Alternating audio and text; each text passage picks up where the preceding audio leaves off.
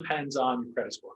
Credit score is one of the biggest drivers between conventional mortgage and an FHA mortgage.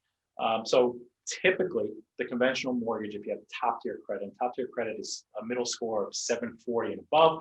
If there's multiple applicants, it's the lower of the two middle scores. So if you're buying with spouse and your middle score is 760, but your spouse is a 680, all banks are going to use the 680.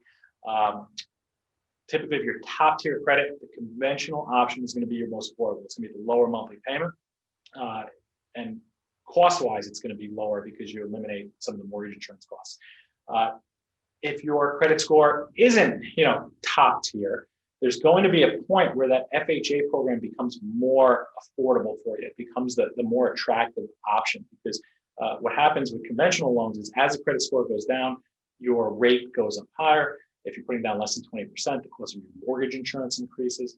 FHA, it's a flat rate, right? So you don't have those adjustments as your credit score goes down. It's a flat mortgage insurance. You don't have the adjustments. You have the same rate at a 660 as you do at an 800 credit score. FHA financing is also a little bit more flexible as far as your qualifying ratios. So you can technically afford a little bit more of a house with the FHA program. So we do run into scenarios where maybe we have a married couple, but there's a reason why one of the spouses can't be on the finance. Somebody's working off the books, or they just didn't go back to work yet, or they're in between jobs, or there's income coming in from another source. Right. So there are a lot of lenders who, kind of push buyers to these FHA programs where it might not be the best option for them over time.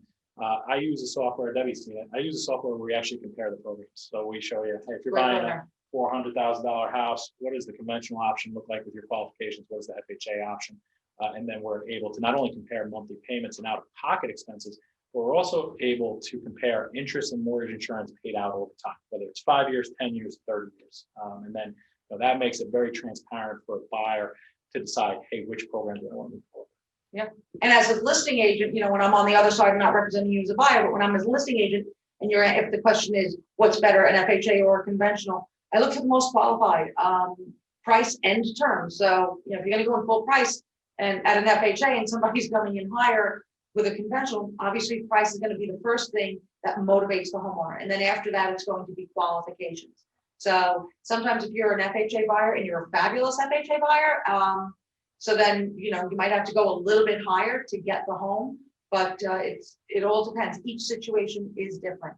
And if you're a seller that is looking to buy, I don't know who's on the call tonight, but you also want to speak to someone and see if you can be pre-approved without selling your exiting residence to make yourself look stronger. We're obviously going to sell yours and then buy, but it's just something to look at. And that's, going back to what we talked about in the beginning, getting an offer accepted. When I make the phone call, what we want to address is any potential negative aspect of an offer, right? Mm-hmm. And how we are addressing it, or it's already been addressed. So one of those negative aspects could be an FHA mortgage versus conventional because of, the knowledge that, hey, there's a couple of reasons why a borrower might go with an FHA program versus a conventional program. One being credit score, two being debt to income ratios, right?